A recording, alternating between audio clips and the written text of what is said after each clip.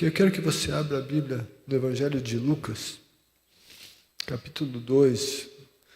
Vamos ler a partir do versículo 26, mas eu vou falar, a ênfase vai ser a partir do versículo número 34, 35, na verdade. Mas vamos ler a partir do 26. Ok, vamos ler. No 6º mês, Deus enviou o anjo Gabriel a Nazaré, cidade da Galileia, a uma virgem prometida em casamento a certo homem chamado José, descendente de Davi. O nome da virgem era Maria. O anjo, aproximando-se dela, disse: "Alegre-se, agraciada, o Senhor está com você." Maria ficou perturbada com essas palavras, pensando no que poderia significar esta saudação. Mas o anjo lhe disse: "Não tenha medo, Maria. Você foi agraciada por Deus. Você ficará grávida e dará à luz um filho e lhe porá o nome de Jesus. Ele será grande, será chamado Filho do Altíssimo. O Senhor Deus lhe dará o trono de Davi, seu pai, e ele reinará para sempre sobre o povo de Jacó. Seu reino jamais terá fim."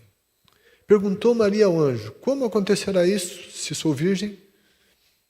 O anjo respondeu: o Espírito Santo virá sobre você e o poder do Altíssimo a cobrirá com a sua sombra. Assim, aquele que há de nascer será chamado Santo Filho de Deus. Também Isabel, sua parenta, terá um filho na velhice. Aquela que diziam ser estéril já está em seu 6º mês de gestação, pois nada é impossível para Deus. Respondeu Maria: "Sou serva do Senhor, que aconteça em mim conforme a tua palavra." E o anjo a deixou. Gente, essa história toda que aconteceu com Maria, ela é linda, lindíssima. E quando a gente lê, a gente começa a imaginar a cena, né? Tudo acontecendo.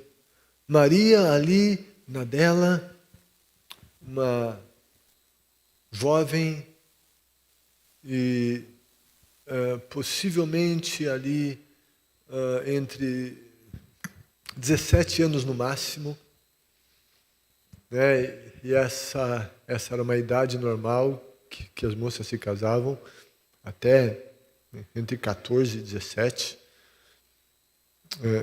Mesmo que a Bíblia não fala exatamente esse relato. E Maria, dentro do que a gente, comparando com a nossa realidade, aqui ela estava noiva de José. Diz que ela estava prometida em casamento. Mas o estar prometida em casamento significava muito. Ela era noiva, mas esse noivado judaico era um relacionamento infinitamente mais estável do que os nossos hoje, do que alguém que é noivo hoje. Então, era bem diferente. Esse noivado, né, ou seja, o que era a realidade desse noivado? O casal não se relacionava sexualmente até o casamento. Não tinham casado ainda, eram noivos. Mas eles já estavam legalmente ligados um ao outro.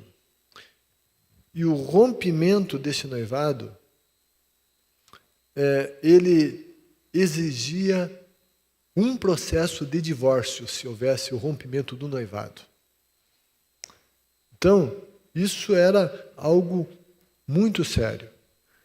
E Maria, então, noiva, sonhando com o casamento, de repente chega o Gabriel a ela, diz: "Olha, você vai engravidar, você vai ter um filho."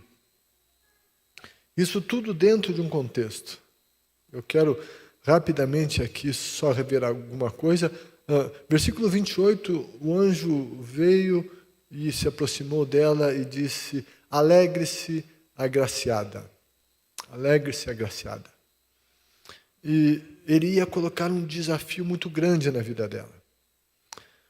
Isso tudo, quando o anjo disse que ela ia ficar grávida, gente, isso era muito sério.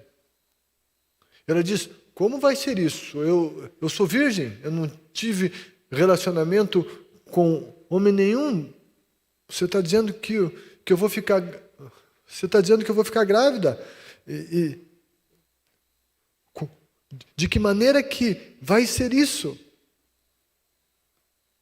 E se ela aparecesse com a sua barriga crescendo, e naquele momento ela poderia ser apedrejada, porque ela seria vista como uma adúltera. E ela corria risco de morte. E o sonho dela de casar, iria por água abaixo. O José, quando soube disso, ele quis fugir. Espera aí. E que história é essa? Você está grávida, o anjo veio. Ei. Mas daí, Deus falou com José também. Explicou a história para ele. Deus explica as histórias para todos aqueles que de fato precisam saber as histórias. E então, tudo isso acontecendo, mas veja toda a implicação que estava sobre Maria nessa história toda. Era muita coisa, era muito risco. Era muito risco. O anjo diz isso a ela e ela fica assim, diante disso tudo, mas como é que vai ser isso? Como vai ser isso? E depois o que ela vai dizer é muito significativo, mas eu quero, de alguma maneira, traçar um certo paralelo entre o que aconteceu com ela e a minha e a sua vida, diante dos desafios que temos. Ali estava aquela jovem, não tinha maturidade para enfrentar tudo aquilo, as condições humanas eram as menos prováveis para encarar aquele desafio, mas ela é chamada de agraciada. Quero dizer a você que quando nós temos os nossos desafios, e a gente olha para eles e vê as implicações deles, os riscos que de repente a gente está correndo, momento atual, as crises. O anjo disse a ela: agraciada, você é favorecida. Num paralelo entre ela e nós, eu quero dizer a você que em Jesus nós fomos alcançados pela graça. Nós somos sim agraciados. E é preciso acreditar na graça divina. Graça é favor divino. Graça é favor imerecido. Sabe por que nós podemos acreditar? Sabe por que nós podemos confiar? Não é porque a gente é bonzinho e merecedor, mas é por causa da graça. Quando o anjo a chamou de agraciada, ele estava passando a ela que não era uma questão de méritos. O anjo não disse a ela: Maria, você é merecedora. Não, você é agraciada, você foi alcançada com favor divino. O que vai sustentar você, sabe, vai ser favor divino. É graça, é graça. Você tem que, diante dos desafios, acreditar no favor divino, na graça de Deus. Na graça de Deus. Não olha para qualquer possível mérito que você julgue ter. Não, é graça. Gente, e muitas vezes a gente tem falado aqui que tudo que vem de Deus é por graça. Eu e você não merecemos nada de Deus, porque Deus é bom demais. Eu e você não merecemos Deus, eu e você não merecemos céu, eu e você não merecemos bênçãos de Deus. Isso não acontece por mérito, é por graça. Com Deus não é uma questão de meritocracia. Nós vivemos na nossa sociedade, teoricamente, nas instituições, nos relacionamentos, uma questão da meritocracia. Merece e recebe. Eu não estou dizendo que isso é errado. Certo? Aquele, enfim, que rala mais, alcança mais. Aquele, não sei, o que trabalha mais, tem um reconhecimento maior e melhor. Nada é errado nisso. Mas só que relacionamento com Deus não é relacionamento humano, é relacionamento entre o humano e o divino. E o divino é perfeito e o humano é falho. Então que ninguém de nós ache que a gente é merecedor de bênção alguma. Que ninguém ache que é merecedor de salvação. A Bíblia nos diz que a salvação é pela graça.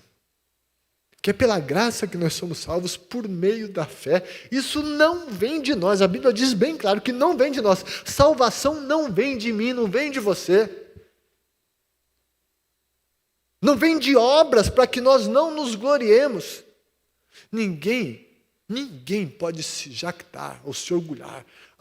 Eu sou salvo porque eu sou bom, porque eu mereço. Não, é graça. É graça.